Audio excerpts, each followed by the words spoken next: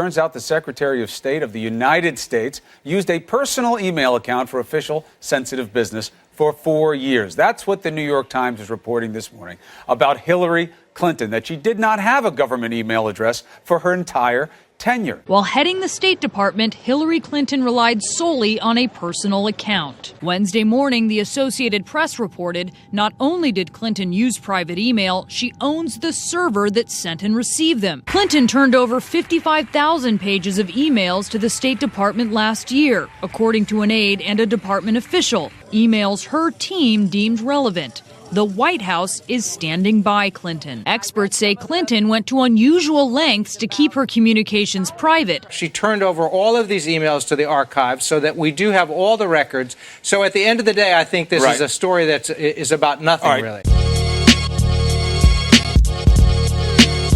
Sounds like Vegas.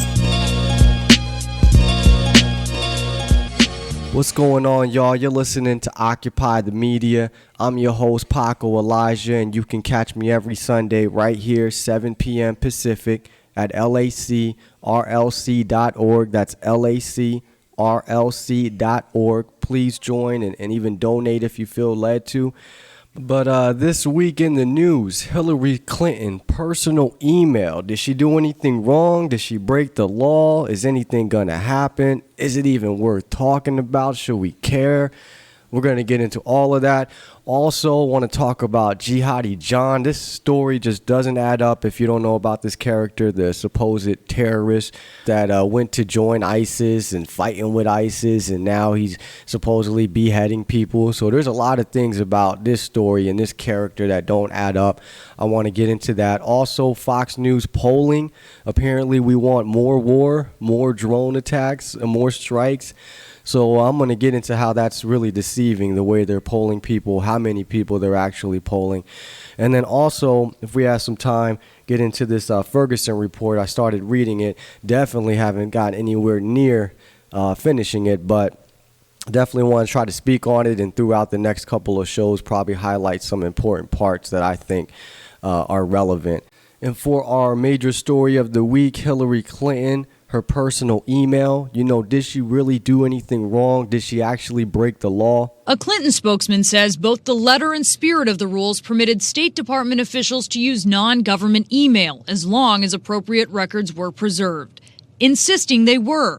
But experts say there may be no way to verify it. It's raising questions about whether Clinton skirted the Federal Records Act, designed to preserve emails for historic reference, though the White House says Clinton followed the rules. The policy, as a general matter, allows individuals to use their personal email address as long as those emails are maintained and sent to the State Department, which, if you ask Secretary Clinton's team, that's what they completed in the last month or two. Now, why would we have to send those emails to the State Department if they originated in the State Department, or they were supposed to anyways?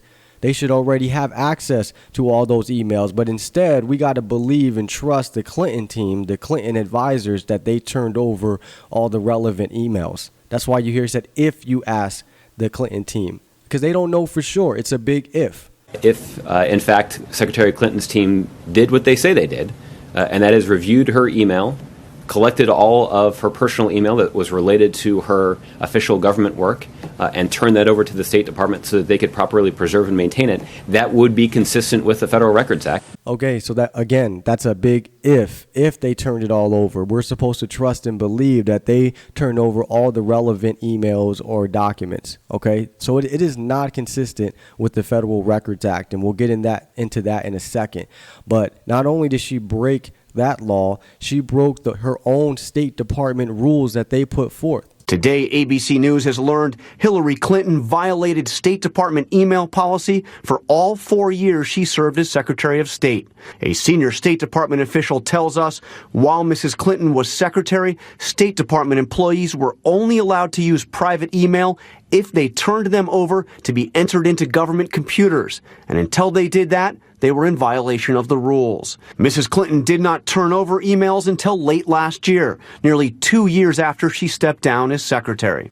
Okay, so according to this report, she was supposed to turn in her email so it can be put on a government computer, which she didn't do. Okay, she's supposedly turning over all the relevant emails, but no one has a way of knowing that. And then she took it a step further. She actually had her own server set up at her house. So she definitely broke the law, or broke the rules. Now, as far as the law is concerned, if we look at it, the Federal Records Act passed in 1950. It states here, the head of each federal agency shall make and preserve records containing adequate and proper documentation of the organization, functions, policies, decisions, etc. Okay, but you're supposed to be preserving them. But you're not preserving them if they're on a private email where you can delete them. You're the only one that sees them, and it's not under any scrutiny. And it can't be used later, which is, how convenient for a politician, state official. How convenient. Now, not only that, I'm looking at this article here. Yes, Hillary Clinton broke the law. This is the nationalreview.com. Okay, here is the State Department's own treatment of the question from 1995. This is a question about emails being records. Another important modern improvement is the ease of communication now afforded to the department worldwide through the use of email. All employees must be aware that some of the variety of the messages being exchanged on email are important to the department and must be preserved. Such messages are considered federal records under the law. Okay, so that pertains to an email being a record. They're reporting that the State Department had their own guidelines, their own rules that if you're going to use your private email, it has to be set up on the government computers. Okay, and later on, we're going to talk about how they fired someone doing the same thing Hillary did. Of course, nothing. We'll see what's going to happen to her. Probably nothing like the other person. And now I want to let you listen to this clip here from the National Archives YouTube page where they actually talk about, electronic documents and how they're going to start capturing it more through this system called the ERA, or Electronics Records Archives. The Electronic Records Archives, ERA, gives us a way to bring in the records. It gives us a place to store the records safely and preserve them. Between now and the end of 2012, every federal agency is going to start using ERA to send their records to the National Archives. This is not an optional task for us. This is absolutely central to the National Archives being able to fulfill its function in society here in the 21st century and going forward. And ERA is doing that for us. Okay, so as you can see, if Hillary Clinton had her email set up on the government computer, or she never had a private one to begin with and used the government issued email, then we would have those electronic documents, those emails already captured. They would be at the National Archives. We wouldn't need the Clinton team to get them over to the State Department to then get it over to the National Archives. Now, I want to jump to this article here in the New York Times. Hillary Clinton used personal email account at State Department, possibly breaking rules. And they talked to some of the officials that used to work at the National Archives. Let's see here. First, Ms. Clinton did not have a government email address during her 4-year tenure at the State Department. Her aides took no actions to have her personal emails preserved on department servers at the time, as required by the Federal Records Act. Her expansive use of the private account was alarming to current and former National Archives and Records Administration officials and government watchdogs who called it a serious breach. Quote, "It is very difficult to conceive of a scenario short of nuclear winter where an agency would be justified in allowing its cabinet-level head officer to solely use a private email communications channel for the conduct of government business," said Jason R. Barron, a lawyer at Drinker, Beidel & Reth, who is a former director of litigation at the National Archives and Records Administration. Quote, "I can recall no instance in my time at the National Archives when a high-ranking official at an executive branch agency solely used a personal email account for the transaction of government business," said Mr. Barron, who worked at the agency from 2000 to 2013. Okay, so it's unheard of. It's not the norm. When some of these folks in the media, especially on the liberal media, try to make it seem like it's no big deal. It is a big deal. She had her own email, bypass any scrutiny, bypass any ERA system that'll capture it, any of that. Let's see here. How many emails were in Ms. Clinton's account is not clear, and neither is the process her advisors used to determine which ones related to her work at the State Department before turning them over. Exactly. We have no idea which ones they're turning over, which ones they're actually giving us, and which ones they're not. They're probably holding a lot more than they're actually giving up. It says here, penalties for not complying with federal record-keeping requirements are rare because the National Archives has few enforcement abilities. And, you know, when you think of National Archives, you don't really think of authority, so to speak. But let's see here. Further on down, it says here, the existence of Ms. Clinton's personal email account was discovered by a House committee investigating the attack on the American consulate in Benghazi as it sought correspondence between Ms. Clinton and her aides about the attack. 2 weeks ago, the State Department, after reviewing Ms. Clinton's emails, provided the committee with about 300 emails, accounting to roughly 900 pages about the Benghazi attacks. Ms. Clinton and the committee declined to comment on the contents of the emails or whether they will be made public. So we had a lot of people saying that the Benghazi hearings were nothing, and there was no scandal. There's no reason to be looking into Hillary Clinton. Well, one thing that came out of it, we found out she had a personal email. We didn't find out from Obama. We didn't find out from the White House or anybody else who's been, talking back and forth with her, but apparently no one knows that she's using her own personal email. It took the Benghazi committee hearings to find that out. Now, about that agency not really having much authority, I went to the U.S. Code, Title 44, Chapter 3106, and it has A and B. And under this, it basically lists that the Attorney General is to be contacted if they feel or someone feels that there is a record stolen or altered or removed or hidden, anything like that. It is the Attorney General is supposed to be notified. So if it's the head of the agency, like Hillary Clinton thinks is going on, she is supposed to report with the archivist to the Attorney General so they can recover the records.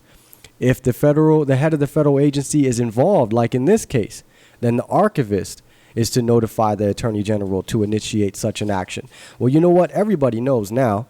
But is the Attorney General going to do anything about it? Eric Holder, I don't think he's even really spoken on it. He's been speaking about the Ferguson case, but I haven't heard him say anything about Hillary Clinton this week. But I highly doubt that they're going to take action. Now, you might ask, what kind of action can they take? What law, if any, did she break? And I think that Judge Napolitano broke it down well on the penalties that Hillary Clinton faces. The other problem that she faces is far more serious, and that is a conspiracy to deflect documents, to conceal documents from government computers by keeping them from the government computers. That exposes her to 3 years in jail per document, and a conviction also exposes her to disqualification from holding office in the future under the United States of America. So the problem is... Okay, so that's a pretty big charge towards Hillary Clinton coming from the judge.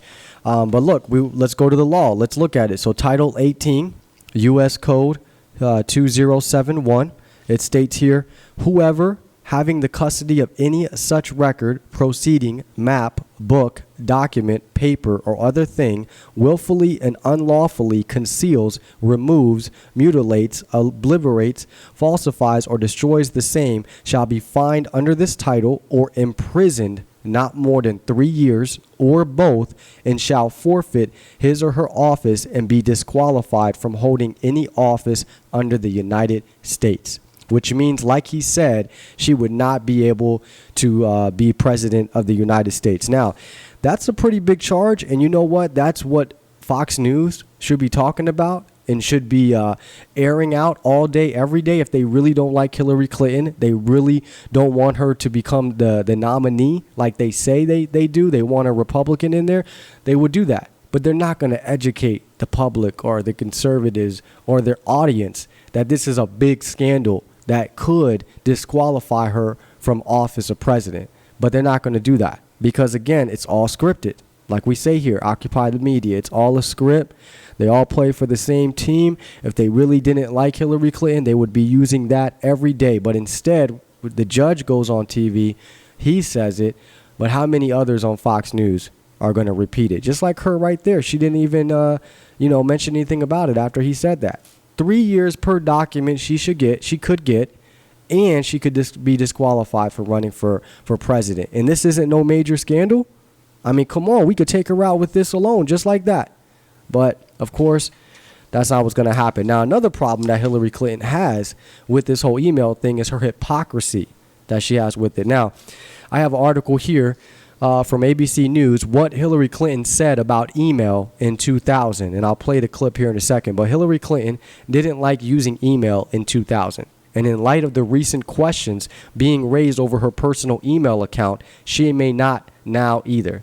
Footage from a 2001 report by ABC News' Brian Ross about a disgruntled donor shows then Senator Clinton talking about how she had chosen to avoid email for fear of a paper trail. Of course, she don't want a paper trail. That's why she has a secret personal email. It says here, quote, "As much as I've been investigated and all of that, why would I?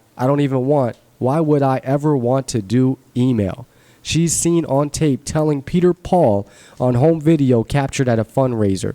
"Can you imagine?" she said. And let's go to the clip. In fact, Paul's home videos picked up Mrs. Clinton saying she had stopped using email messages for fear investigators would get their hands on them. As much as I've been investigated and all that, why would why would I have ever wanted to do email? No. Can you imagine? No. So not only is she afraid of email back in 2000, 2001, because obviously she doesn't want a paper trail, as she stated, all these investigations are going on. Not only that, but she is a hypocrite when it comes to other people using that email. This is what she had to say about the Bush administration during the presidential debates. Back when she last ran for president, Mrs. Clinton was quite vocal on government officials who use private emails. Our Constitution is being shredded. We know about the secret wiretaps. We know about the secret military tribunals, the secret White House email accounts. So she didn't like email because she didn't want a paper trail. She didn't like it when the Bush administration had secret emails because, in her own words, it's wrong. The Constitution is being ripped apart. And then here we have an article that talks about one of her staff members being fired for using personal email. Let's see here. Ousted ambassador says Hillary's chief of staff fired him over personal email. Former U.S. Ambassador to Kenya, Scott Gratian, told the Daily Caller that Hillary Clinton's chief of staff fired him based on an inspector general's report, which found, among other things, that he routinely used an unauthorized email account to conduct official government business. The revelation of Clinton's then chief of staff, Cheryl Mills' involvement in Gratian's termination, which Gratian shared in an email from his home in Kenya, adds another wrinkle to a story of an apparent double standard within the State Department. But he did tell CNN on Friday that he was very surprised to learn of the double standard apparently at play in the State Department. Well, I'm not surprised. Nobody should be surprised. There's always a double standard. If you're not part of their club, then you get treated like everyone else. And like him, you get fired. It goes on, it says he told CNN that Mills obviously knew Secretary Clinton was using commercial email, yet she stated my use of Gmail was one of the reasons I had to move on. Not Hillary, but him. The Inspector General's report highlighted several issues with Gratian, but made clear that his reliance on using commercial email for official government business was unacceptable. Totally unacceptable, unless you're Hillary Clinton. Let's see here. Let's keep going. The report also says that the use of commercial email accounts, quote, increases the risk for data loss, phishing, and spoofing of email accounts, as well as inadequate protections for personally identifiable information. That has been one complaint levied against Clinton this week. It is unclear if Clinton's private email account, which was routed through a server operating out of her private New York home, had all of the proper security measures needed to protect sensitive information. It is also unclear whether Clinton sent or received classified information on that private system. If so, she could be in violation of federal law. So if she had a private email this whole time and she's the head of that agency, the State Department, what makes you think that she isn't discussing classified information or transferring classified information? It says here, Clinton's use of private email also protected some of her messages from being made public to the Freedom of Information Act request. Again, how convenient. Several requests submitted during and after her tenure have been denied due to no records being found. But officials' personal emails related to government business are subject to records requests. The State Department and other federal laws require officials to turn personal records over so that their agencies can put them in the public record. So it takes us this long to find out she's been using a personal email, but this whole time we've been having FOIA requests being turned down because there's no record of it. And, you know, we can throw this charge out there that her email might not have been protected like the government's email would have been. I don't really have a problem with that because if I had to guess, she probably had more protection than the government did. They want this to be secret. They want it to be hidden. Her email was probably protected better than any government email out there. But that's not the point. The point is, that's our records, not hers. That's the public records for the archives. But just remember, when you're thinking about the Hillary Clinton email scandal, just remember that the problem isn't that she bypassing the rules and the laws, or that she's breaking the law and that she's doing the wrong thing and that she's doing it secretive and keeping it hidden. No, that's not the problem. The problem is that she hasn't started running for president yet. Her campaign isn't built yet, so she isn't built to combat these scandals. That's what the media would have you believe. Advisors to them say that the problem is that her campaign hasn't launched yet and isn't set up to handle this kind of controversy. She probably would be handling this a little bit better if the campaign had already been formed and she had some staff to help her deal with this. But I think it's a tempest in a teapot, and it'll be gone before the snow here in Washington melts. So as you can see, the issue is her campaign isn't set up yet. It isn't built yet to combat this scandal. That's what her problem is. Not that she broke the law or broke the rules. And like he said, this will no longer be around before the snow melts in Washington. So a scandal that could put her in jail for 3 years per document, it could disqualify her from the office of president, will be long gone before the snow in Washington melts, because the media will make sure of it. And just when you think it might hurt her presidential run, CNN reminds you that it won't. But many political observers say this won't jeopardize her run for the White House. So they got to be quick to remind you that it's not going to affect her presidential run. It's all about perception. And they got to put it out there that Hillary Clinton is still the front runner. She still has the most support from the progressives and the left, instead of telling you that she could face jail time and she could be disqualified from the office of president. But no, they're not going to discuss that. They're going to put out articles like CNN, Hillary Clinton scandal that won't stick. And, you know, we got these advisors and these people on the media joking and acting like it's not a big deal. Like it's no big deal at all. Hey, she turned over all her emails, so settle down, get over it. Okay? And that's what they want us to do. But anyways, we'll see what happens with that. We'll keep an eye on it. I highly doubt Eric Holder or anybody else is going to prosecute her. And I definitely doubt that it's going to affect her presidential run, unfortunately. But next major story this week that I want to get into is the Jihadi John story. Mohammed Emwazi, the fella that apparently is beheading people in ISIS, joined ISIS and is over there fighting in Syria. I think the question that a lot of us have, though, especially if we're not keeping up with it, is who in the world is Jihadi John? Jihadi John is a young man named Mohammed Emwazi, who's about 26 years old and is from West London. He was born in Kuwait. I believe he was young, maybe 6 or 7. Immigrated to London with his family. Grew up in a middle-class neighborhood in West London. In fact, just down the road from the Beatles studios. And attended Westminster University, graduated in 2009. Then he set off to Africa, and that's where his problem started. Okay, so that's a nice little brief description if you have no idea about, you know, the story behind Jihadi John.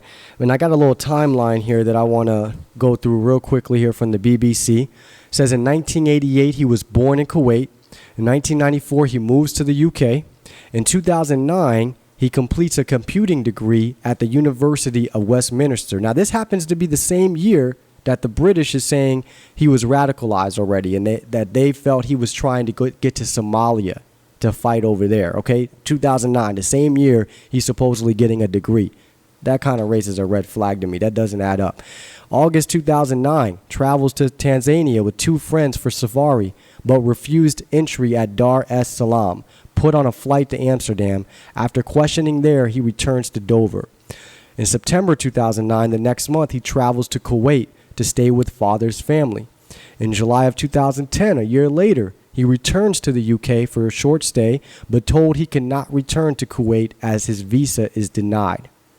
Now, in 2012, he passes a CELTA English language teaching course. Okay, more studying. This is 2 years later after he's apparently already radicalized. 2013, changes name by deed poll, tries to travel to Kuwait but is stopped, disappears. Parents report him missing. Police tell him 4 months later he has entered Syria. Okay? All right, so to get a little bit more in depth, I'm going to the article here on the Washington Post, same video. The article is called "The Moment Jihadi John May Have Become a Terrorist," and it talks about some direct quotes from him from emails that he had sent over to a website that he was visited a lot called The Cage, or Cage, C-A-G-E. Okay, so it states in the article, the 22-year-old man arrived at London's Heathrow Airport on early June day with a heart full of hope. He claimed he had a job awaiting him in his native Kuwait, a wife to marry, a new life in the Middle East to begin. Everything he saw was ready. So there I was at Heathrow Airport, Terminal 3 on the 2nd of June 2010, waiting in line for the check-in process, he wrote days later in an email to Cage, an activist British rights group that has offered counsel to young Muslims targeted for extra monitoring. Quote, but to my surprise, the check-in lady asked me to wait aside as a message appeared on the check-in computer system saying that someone must see me. So after waiting for about 15 minutes, 3 men and 1 lady, all in black uniform, appeared and stated they were the police and that they needed to interview me and check or search my bags under the Terrorism Act. Okay, so far we have a 22-year-old man trying to just fly out of London's airport, and he gets pulled to the side like other people, like it happens to other people, like Glenn Greenwald's boyfriend. Told him they're going to question him for a little bit, 15 minutes, and he's there for 6 hours, okay? For no reason, just because he's being targeted. Again, for no reason. Let's keep going. As he would later claim to the rights groups, journalists, and embassy officials, the questioning lasted much longer than 15 minutes. It was, he claimed, a 6-hour interrogation that at one point turned violent. He then grabbed onto my t-shirt and threw me onto the wall, carving onto my beard and lastly strangling me by my neck, Mwazi wrote. Quote, all this was happening to me while the officers sat down casually, not stopping or doing anything. When the Asian officer realized I was having difficulty breathing, he finally let go of my neck. At this point, I was absolutely shocked and completely baffled. So a gentleman that had no prior issues, to my knowledge, no record, was doing nothing wrong, he's just trying to fly out of the airport, has now been interrogated, and who knows what's going through his mind at this point. And this could have been the reason why he became radicalized. Again, because we have terrorism laws, Terrorism Act, where we're just judging people, we're interrogating people for no reason. Okay? And it states here, as the Washington Post, Anthony Fiola and Carla Adam noted, Mwazi's story, if true, raises the possibility that Britain, in its treatment of the young man, unwittingly contributed to his radicalization. And you will not hear that over and over on the news, that Britain radicalized him by interrogating him and by targeting him and basically making him a victim of persecution for no reason. Now, I'm not saying that gives someone a reason to go out and behead people and kill people, but we're trying to give you the context and understand, like I've been saying for weeks and for months and years, that when we kill people and we have terrorism laws and we take away people's liberty and rights, we create more terrorism. And this would be an example of that. By targeting people, we're breeding more hate, more violence, making people more angry. Okay, let's keep on going here. It says here, In late summer of 2009, after completing his computer science degree in the United Kingdom, he traveled to Kuwait, where he had family, and lived there for several months, working as a star salesman for a Kuwait City IT company, The Guardian reported. He was the best employee we ever had, a former boss told the newspaper. Quote, he was very good with people, calm and decent. He came to our door, gave us his CV. Quote, this was unusual, the manager said. Most everyone he knew was trying to get to some place like London, not leave it behind. How could someone as calm and quiet as him become like the man who we saw on the news? The boss said. It's just not logical that he could be this guy. A lot of people who once knew him are asking that same question. Quote, I was horrified to find out the Muhammad I spent years with was this person, one former classmate told the Daily Mail. Quote, I don't know what happened in his life to turn him into this. So when I see red flags like this, you know, who knows who they're talking to, but if these are legitimate, you know, people that know him, they're all saying that he didn't show any signs of that. You know, something isn't adding up when everyone that they're talking to, almost everyone, is telling you they can't believe it's him, that he never showed any signs like that. He was the best employee we ever had? Really? A radical jihadist is the best employee you ever had? Further on, it states M. Wazi said his problems would be solved if he could just make it to Kuwait. In Kuwait, he could have his new life. In Kuwait, he would have had his job. In Kuwait, he would have gotten married. In Kuwait, M. Wazi said time and time again, in Kuwait. He was just trying to get to Kuwait. And quote, I never got onto the flight to Kuwait. What was the point? I said to myself, I'll just get rejected, he wrote to Cage. Also, I had a job waiting for me and marriage to get started, but now I feel like a prisoner, only not in a cage in London. A person in prison and controlled by security servicemen stopping me from living my new life in my birthplace and my country, Kuwait. So it sounds like this guy has been targeted. He's been being watched. They probably got tabs on him. They're probably wiretapping him. Who knows? For no reason. But he gets away. He disappears, though. Somehow, in 2013, he disappears and gets to Syria. These are the questions that we got to ask ourselves on how. How is it that the British has dibs on him? They're watching him. His visa has been rejected. Supposedly, he was radicalized in 2009, 3-4 years back, but he gets away? He's joining ISIS. We can't find him. These are the questions that we got to ask ourselves and we got to think and wonder about. And now we got everyone that knows him saying it doesn't sound like he was that type of person. So how do we really know that the Jihadi John fella that they're telling us about is really this guy? A couple other articles, too, that I want to get into that I find very interesting about this story, and that is his parents. Because early on last week, it was reported that his father was saying ill things about him, and his mother admitted that it was him in the video of him beheading that journalist. So first, let's get to this article here. Jihadi John's mother screamed, "That's my son," when she saw the first beheading video, but no evidence she reported him. So this was on March 2nd in the Telegraph. It says here his mom, Ghania Mwazi, screamed, quote, "That's my son," as she viewed last August footage of the knife-wielding executioner making a speech in English while standing behind Mr. Foley moments before beheading him.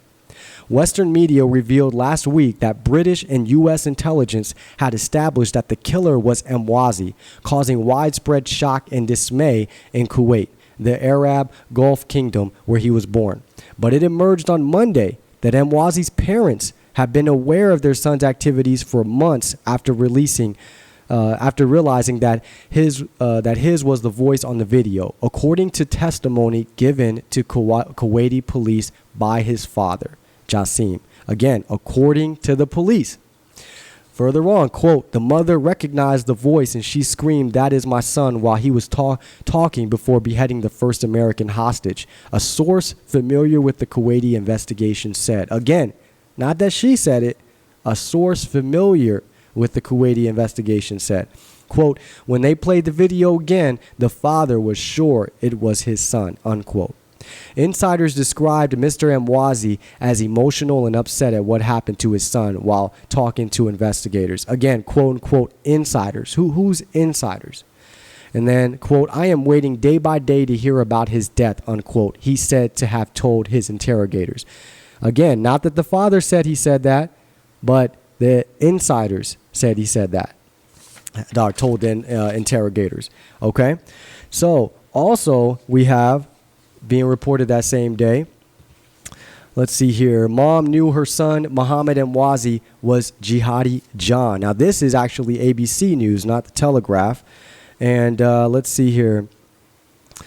A former boss of Mwazi's in Kuwait, when Mwazi briefly lived there in 2010, told The Guardian that Mwazi was a stellar employee, calm and decent. Quote, he was the best employee we ever had, unquote, the former boss said of the 21-year-old.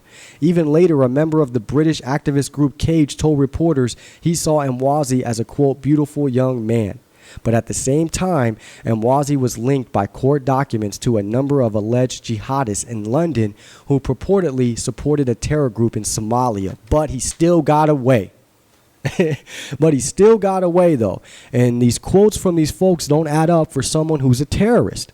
Okay? Now, it's important what the mom and the dad are supposedly saying, because it came out the next day or 2 days later.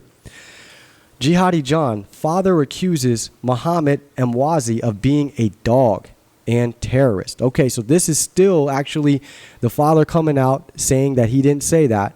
But actually before that, let's get to this article first.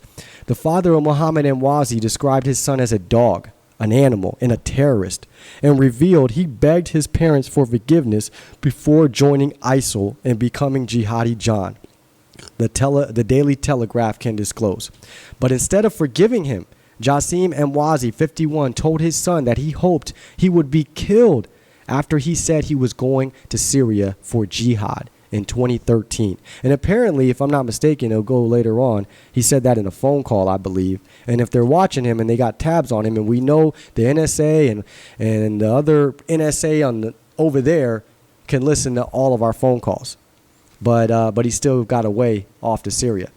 Now it says, Mr. Mwazi's views on his son were made plain in an emotional phone call he made to a colleague to explain his absence from his job as a storekeeper. So now we're hearing from a colleague of the father. The colleague Abu Meshal, 40. At least we got a name. He said that Mr. Mwazi was in tears during Monday's conversation, in which he described the identification of his son as the hooded executioner filmed beheading 7 British, American, and Japanese hostages as a catastrophe for his family. Quote, he was very emotional and crying the whole time, said Mr. Mezal.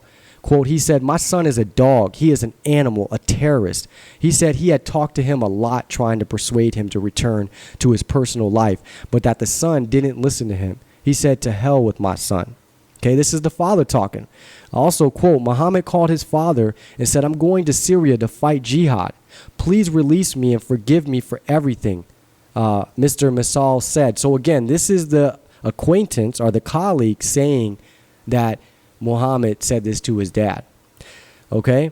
Now, he said, the dad said, F you. I hope you die before you arrive in Syria. Okay, so this is very important what he's saying, the father is saying, and that Muhammad called the father to tell him he wanted to go to Syria, which I find pretty amazing that he can make that phone call and state that and still get away and they can't find him. Quote, he said he cannot come back to work because he felt so shy of other people. Again, this is the colleague talking about the father. He is sitting home and cannot even go to the mosque to pray because he is ashamed of his son. He doesn't want people to see him, so he is praying at home. Mr. Mishal's account echoed comments made by another unnamed colleague to Kuwait's Qubas newspaper, in which Mr. Mwazi was reported to have expressed concern about his son long before his identity as a killer became internationally known. Quote, all I know is that he was talking about his son, whose behavior he was not able to control. The anonymous colleague said, of course. Another anonymous. Quote, he was so tired and kept on repeating that my son is not a good son. Okay, so the reason why this is important is because afterwards, the father is now coming out saying that he never stated that and that the mother never stated that it was the son's voice either. So let's look at this article here. This is from Channel 4. News.com, and this is over in Britain, I believe it is. Mwazi family need conclusive proof that their son is Jihadi John. So it states here, as the sun dropped over the desert, we returned to the capital, making a final stop at the offices of one Salem Al-Shash, a lawyer representing the family. So the camera crew, they all went over there to see the lawyer. They want to speak with him. After a long wait, Mr. Al-Hashash beckoned us into his luxuriously appointed office, then waved a thick wad of newspaper articles above his head. He told us he was preparing to sue a number of media organizations for spreading what he said were rumors and lies about the family. The family were particularly upset, said the lawyer, about claims that Muhammad Mwazi's mother, Ghanea, had recognized the voice of her son from the first beheading video 6 months ago, then failed to report it. More importantly, Mr. Al-Hassash revealed that the family do not yet accept that ISIS gruesome executioner is their son. Quote, there is nothing to prove what has been reported in the media, unquote, said the family lawyer. What they need is conclusive proof, but so far, all they have seen is a young man dressed in a black mask. Again, of course, he could be anybody. And then CNN also reported it. Father, no proof my son is Jihadi John. And this was, I think, a few days ago. The lawyer called the father a victim of libel and said that he would soon hold a news conference. So I'm looking for that. I want to see the father come out and speak and see if he's going to go ahead and take on the media. It says last week, 2 U.S. officials and 2 U.S. congressional sources confirmed to CNN that Jihadi John is Muhammad Mwazi. So I guess that makes it official. We know U.S. officials and U.S. congressional sources don't lie. So I'm take that as with a grain of salt, pretty much. Mwazi told British newspaper The Guardian that the stories about the couple recognizing the voice were false. Lie, lie, lie, he reportedly said. So a lot of questions to be asked here on why the parents are upset. I mean, actually, they should be upset. If you never said those things and now it's being reported in the media, I mean, all over the place, that your son is a terrorist and he's beheading people, and you don't know that for a fact, you probably would feel the same way. Now, I have this other article here, the IB Times. Jihadi John Muhammad Mwazi's father, Jassim, disputes son's identity as ISIS executioner. So another one here. But they have a quote here at the bottom. It says, I have no doubt that Muhammad is Jihadi John, an unidentified acquaintance told the Washington Post. Another anonymous source. I have no doubt that Muhammad is Jihadi John. Really? No doubt. Quote, he was like a brother to me. I am sure it is him. But again, anonymous source is like a brother to him, and he's telling us for sure it's Jihadi John. Now, the craziest part about this story just came out yesterday. Jihadi John, or today maybe. Jihadi John somehow, again, not supposed to have any electronics on him, supposed to be hiding from the biggest terror network or the biggest government in the world that's looking for him, multiple governments. And this guy somehow is able to contact the Sunday Times, and he has conveyed a message of regret from Syria to his family, saying, I am sorry for the family shame. This is amazing to me. We can't find this guy. We don't know where he is. First of all, he disappeared after he supposedly became a jihadist years before. And now he is somehow able to convey a message to us, but we can't get him. We can't find him. He is said to be sorry for the problems and trouble the revelation of his identity has caused his parents and siblings. Again, according to an informed source, another anonymous source. So we got a lot of anonymous quotes going on, floating around the internet in regards to this Jihadi John story. And I'm going to tell you what I think is going on, because obviously I don't know what's going on unless you're involved, unless you're in the government, you have high clearance, you don't really know what's going on. But one thing is for sure is I do not buy the story that this is necessarily jihad, that this is necessarily Muhammad Mwazi. I don't know who it is, but what I do know is that they're using this to play with your emotions. So we're going to put the name John up there, common name. We're going to give him a English voice. Not to say that this person, that the audio was messed with or tampered with, which who knows, it probably was. But my point is, they need to show that an average teenager, an average regular person, like yourself, like your kids, like any average Joe or John out there, can become a jihadist almost overnight. They need you to think that. They need you to worry about that. So they give you a jihadi John character that speaks English. And he just happens to be the one doing all the beheading or most of the beheading. And prior to him becoming a terrorist, he was just like everybody else. Went to school, worked, wanted to marry, have a family. They need you to buy into that perception that that type of person or personality could easily be radicalized. Because as long as you believe that, then you will be convinced that we need to stop terrorism, which is code word for end liberty, take away more freedoms, a bigger police state, a bigger government, more surveillance. They need to convince you of that. So I don't know where the story is headed to, but I'm not buying everything that we're being told about it. And I can't wait till the parents come out, have their press conference if they ever do. So maybe some more things will come to light. All right. But we'll definitely stay on top of that.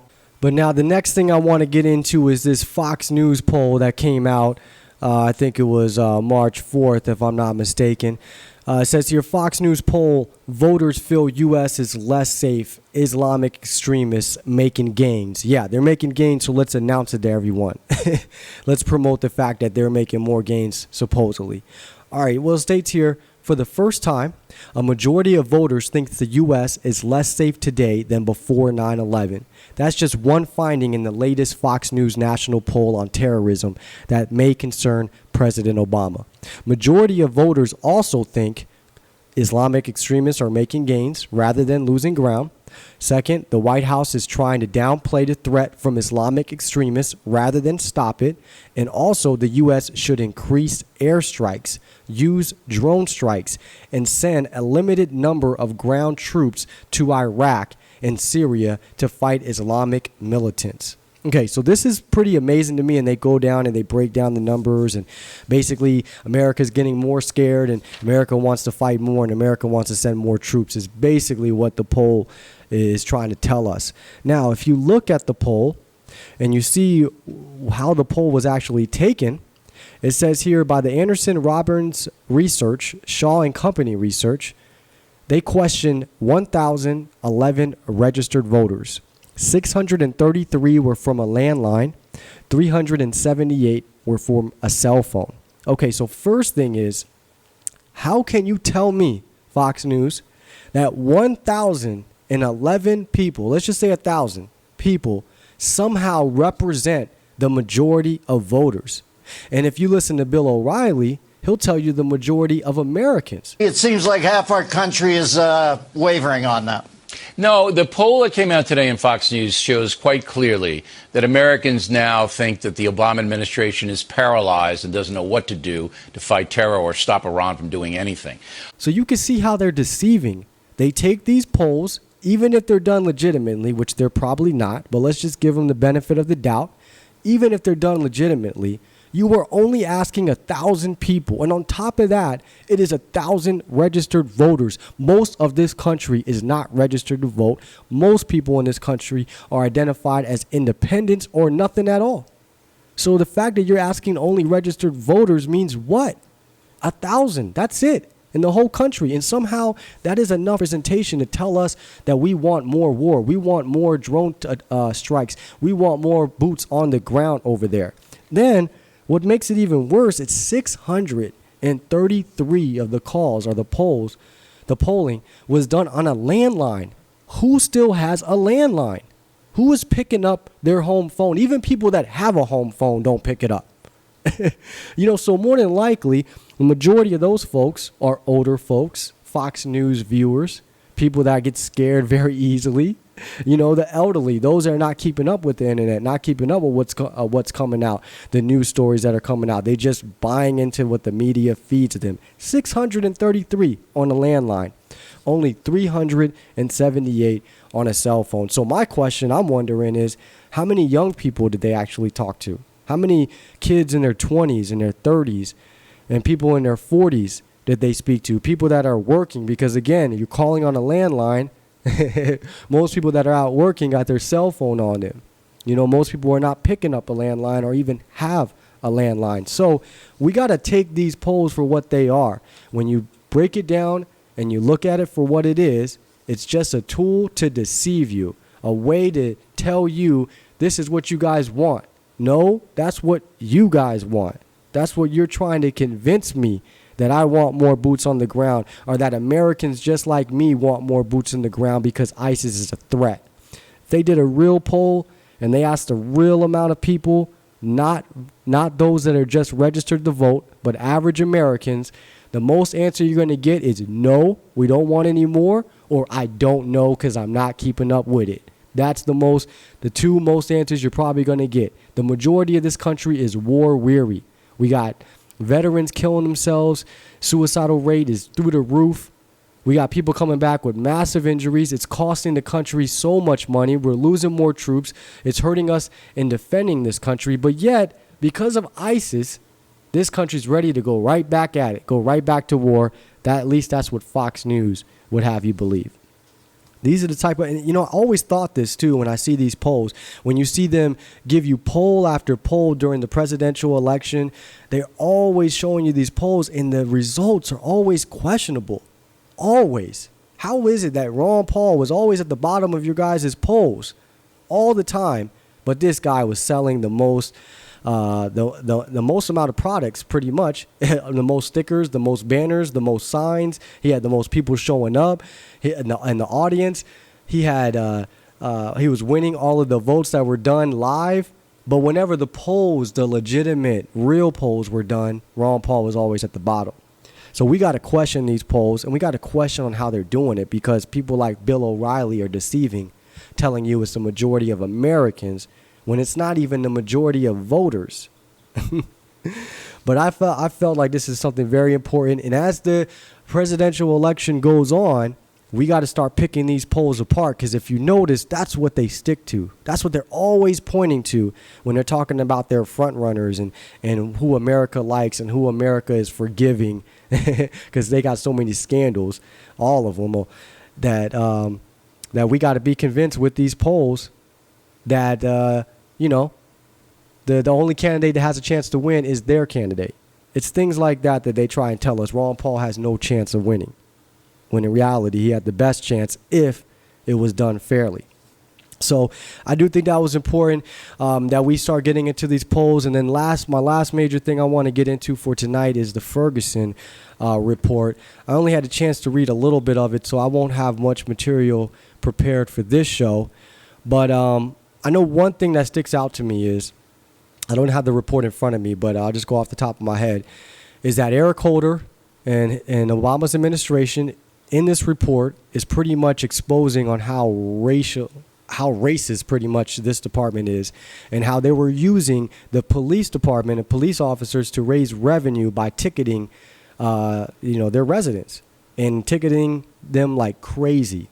The stories that are in this report, some of them are just unbelievable. But what's unbelievable to me is that you, as a federal Justice Department, is telling me that this department is this bad. There's all these concerns that are going on, all these corrupt actions that have taken place, but yet no one is held accountable. I think they had maybe 2 people fired, not because of what they did, if I'm not mistaken, but because of their racial emails. First of all, everyone in this country has a right to be racist if you want to. I could care less. Matter of fact, I could care less if you're a police officer and you're racist. It doesn't matter. You can email whatever you want. You can say whatever you want. What you cannot do is pick on people or take away their rights, take away their liberties, take away their money, take away their car in one instance, You can't do that just simply because they're a certain color or they live in a certain neighborhood or because you know you can get away with it. Regardless what the reason is, all we're supposed to be looking at is the action. If a cop guns down an unarmed man, doesn't matter if he was black or white or if that victim used to be a criminal or not, doesn't matter. Only thing that matters is the actions that were taken by that police officer. Were they justified? No. And the actions in this report are not justified. So therefore, why is nobody getting in trouble? Are the residents going to get their money back? Are they going to get what was stolen from them? Are they going to get their record fixed? Their driving record fixed? Are they going to get money back for the extra insurance they had to pay? But see, no, none of that. All that we get is recommendations on what we're supposed to do to make it better. More training. We need more training. And in the report, I think it said at the end that they have the capability of being a great police department. How? How? When you have this much corruption and you have no accountability. And the best way I can put it is just think about your workplace or maybe any workplace you've been at. There is always employees that take advantage of the system, is it not? They take advantage of the dress code, or they take advantage of the calls that come in, or they take advantage of them knowing a certain person, they can get away with something. Everyone at every job place knows people or teams or groups of people that take advantage of the system. But what happens? Somebody is made an example out of. The discipline comes down, somebody gets made an example out of it, and what does everybody else do in the office, in their cubicles, at their desk? Everybody else straightens up. So if you've been breaking dress code and everybody's been breaking it, and then they send that one guy home and it really affects him, what is everybody else going to do if they know they can be sent home, or that it could affect their job performance, or it could affect their sales, their commission? What are they going to do? They're going to come in the next day with a tie on. They're going to come in the next day dressed right, dressed properly, because they know somebody just laid down the law and it could be me next. That's what it takes. Accountability, discipline. Because once the wrong cop is disciplined, all the other cops, good or bad, are going to straighten up. And they're going to think twice before they do some of the things that they're out here doing. And that's what we need to recognize. And I think that's the most important thing to take from this Ferguson report. And hopefully more people in America are waking up to the corruption that's coming from the police state, especially in neighborhoods like Ferguson, in the ghettos and in the hoods and poor communities. What these police officers are doing is just mind-blowing. And they get away with it, though. They don't get in trouble, and if they do lose their job, they still get paid by the taxpayer. And that's unfortunately a big problem. And so lastly, I just want to get into a couple of headlines from the week. Fortunately, I'm running out of time here, so I'll get to a few of them. Very important, I think. Snowden ready to come to the U.S. I almost fell out of my chair when I saw this. Unless we're having a revolution, Snowden, I don't see what you're doing coming back. We need you to be a voice out there. So if I could talk to him, unless there's something that I'm not seeing, there is no reason for you to be trying to come back. And you should not trust anything that they tell you, anything at all whatsoever. I don't care if it's on paper or on video. As far as I'm concerned, I feel like the U.S. government will do anything and lie about anything to get him back on U.S. soil. It says here, Edward Snowden's lawyer says he is ready to come home to the United States. Quote, he is thinking about it. He has a desire to return, and we are doing everything we can to make it happen, said Snowden's lawyer. Quote, we're certainly happy for him to return to the U.S. to face a court in the very serious charges he faces, State Department spokesman Marie Harf said Tuesday. Quote, so he absolutely can and should return to the U.S. to face the justice system that will be fair in its judgment of him. Sure it will, she said. Quote, but he is accused of very serious crimes and should return home to face them. Well, is the director of national intelligence, did he commit a very serious crime because he lied under oath, but they're not going after him? Let's see here. She said Snowden has so far received a guarantee from Attorney General Eric Holder that he will not face the death penalty, but that Snowden also wants a guarantee of a legal and impartial trial. Such a trial, Snowden's legal advisors have said, would mean he wouldn't face charges under the Espionage Act, a World War I era law that was used to charge Pentagon Papers whistleblower Daniel Ellsberg. Again, death penalty, they could be lying about that. They could give him that.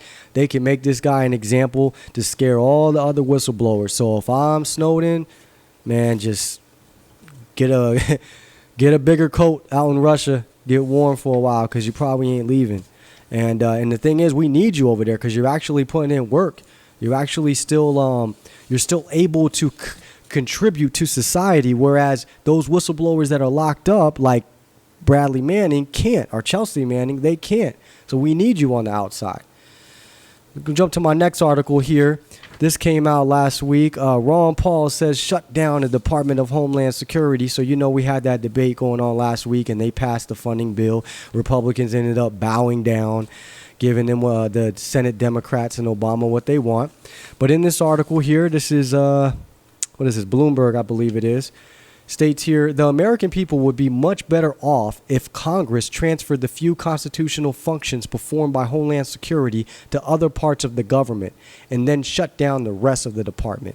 Ironically, the best case for shutting down this department is its most well-known component, the Transportation Security Administration, the TSA. More terrorist attacks have been thwarted by airline passengers than by the TSA. Let me say that again. More terrorist attacks have been thwarted by airline passengers than by the TSA. The TSA may be ineffective at stopping terrorists, but it is very effective at harassing innocent Americans like Lucy Fork. 3-year-old Lucy, who uses a wheelchair, not only had to endure an intrusive screening from TSA agents, but the agents also took away her beloved stuffed animal from a 3-year-old. This is what we're dealing with. This is the department that they want you to get upset because they're not being paid. What are we going to pay them for? This is what we have to deal with, and we got to pay for it too? I say same thing Ron Paul saying, shut them down. Another agency within Homeland Security that the American people could do without is FEMA. Of course, amen to that. We know the disaster down in Louisiana.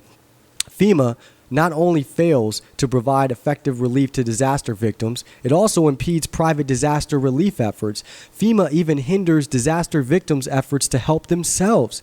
While in Congress, I heard stories of individuals being threatened with fines or even jail time if they return to their property without FEMA's permission. One individual in my district was threatened with arrest if he removed a tarp that FEMA put on his house, even though FEMA was supposed to have put on his 10 years after the creation of the Department of Homeland Security. It is clear that this department has failed to protect our security, but has infringed on liberty. If Congress really wanted to enhance our security and our liberty, it would shut down this unnecessary, unconstitutional department. And I agree, Ron. Totally agree. Also in the news this week, White House lawn temporarily locked down. I don't get this. There is so many people jumping the fence, getting into the White House, getting to the White House. This is just really amazing to me. Doesn't add up. 3 men were arrested and charged with unlawful entry between Sunday and Monday after crossing onto unauthorized grounds near the White House. The Secret Service temporarily locked down the White House's north lawn on Monday morning after a man entered a pedestrian gate leading onto the White House grounds, according to the agency. So we got more people, and I think this is orchestrated so that way they can call for more of a police state, more protection, more bodyguards for the president, which just means that he's going to be even harder to get to or to speak to or to protest. You know, they're going to start locking people up for that. So I don't understand how so many of these incidents can happen where people are getting so close to the White House. That doesn't add up, especially that guy that got all the way in. Okay, another article here. Venezuela imposes mandatory visas for all U.S. citizens, bans for Bush and Cheney. This is awesome here. In order to protect our country, I have decided to implement a system of compulsory visas for all Americans entering Venezuela, Maduro said in a speech on Saturday. The Venezuelan president. This is a reciprocal measure, and now all Americans will have to pay tourist visa fees equal to what a Venezuelan pays to travel to the U.S. So I guess apples for apples here. Quote, we have captured some U.S. citizens in undercover activities, espionage, trying to win over people in towns along the Venezuelan coast, he said. At the same time, Maduro asked to review and reduce the number of U.S. diplomatic staff in the country after allegations of conspiratorial meetings against Venezuela. He added that former U.S. President George Bush, former Vice President Dick Cheney, and Republican Congress members Liana Rose Leitonen, Robert Menendez, and Marco Rubio will be denied visas into the country, labeling Bush and Cheney as terrorists. The travel bans, Maduro said, target those who violated human rights and bombed villages as in Iraq, Syria, and Vietnam. Tense relations between Venezuela and the U.S. reached a new level of intensity early in February when Maduro accused America of being behind the attempted coup in Venezuela. Here we go, getting our hands into everything again. Quote, the Northern Imperial Power has entered a dangerous phase of desperation, going to talk to the continent's governments to announce the overthrow of my government, and I accuse Vice President Joe Biden of this, Maduro said. Later in February, Venezuela's leader announced that the country successfully defeated an alleged U.S.-sponsored coup, adding that a plot involved an attack on the presidential palace or another top target, Maduro said. Prior to that, Maduro claimed that at the end of 2014 that there were recordings disclosing the U.S. plan to bribe and corrupt Venezuelan authorities. So they got recordings of it. Now, I can definitely agree that Bush and Cheney are terrorists. They killed millions of people, millions of Iraqis, and again, no discipline for it. So thank God there's some people in other countries that can see it and are aware of it, and we just need more and more Americans to wake up to our foreign policy and to blow back and to unintended consequences and what we are dealing with when, by doing all of this bombing and killing. It all comes back to us. We got to pay the price some way, and we pay for it every time we bury one of our soldiers, every time someone's over there and gets beheaded, every time journalists' lives are threatened, and every time that we lose our rights. So I think that's going to do it for today on the headlines. And, I definitely appreciate those that are tuning in. Definitely check me out every Sunday, 7 p.m. Pacific here at lacrlc.org. Again, lacrlc.org. Make sure you don't fall for these tricks by the media. We're going to be on them every single week. And again, watch what I say about Fox News. Hillary Clinton could be disqualified from office, but you won't hear that mentioned throughout the media. Only Judge Napolitano. Another thing I find funny with this whole ISIS situation, a couple of weeks ago I reported that ISIS, there was someone in Hollywood or a studio in Hollywood out here that was filming ISIS videos. I've been keeping an eye out or ear out for it, and I haven't heard anything in the media about it. So you got to ask yourself, how come it's such a big deal that these teenagers are supposedly going over to fight for ISIS? They want to scare us that ISIS is coming to America, is coming up on our shore. Americans got to be alert. We got to be awake. We got to look out. Say something if you see something. They're saying all of that. But right in our backyard, we have a studio that is making videos or got caught making videos for ISIS. And nobody's talking about it. That doesn't make you think for a second, make you wonder? If there's such a threat to the homeland, and you keep scaring me about people in the homeland that might leave to fight for ISIS or might do a bomb threat here or create terrorism here or terrorism acts, then why in the world is the media not jumping on this breaking news pretty much? There's a reason for it. I don't necessarily have the answer. I just know something's funny about it, because if there was really a threat to the homeland, anything that has to do with ISIS, especially someone making videos and recording for them, would be top headline news, but it ain't. And not only that, isn't it funny that Bill O'Reilly last Sunday got caught with an audio that came out from, I think, CNN, that he was lying about witnessing a suicide or being right outside the door of someone who committed suicide that was tied to the JFK assassination. We caught him in that lie. And all week, nothing. Hardly any mention of it. But Brian Williams got hung left out to dry. But Bill O'Reilly, nothing. They're still quiet, not a peep. Everybody's going on about Hillary. Everybody's going on about everything else. But somehow Bill O'Reilly is riding this thing out. Maybe there's a reason for it. So it's just some thoughts that I wanted to put out there, things that be going through my head or whatever. Anyways, you guys check me out, Facebook, Paco Elijah. I'm back on Sunday, 7 p.m. next week. God willing, peace.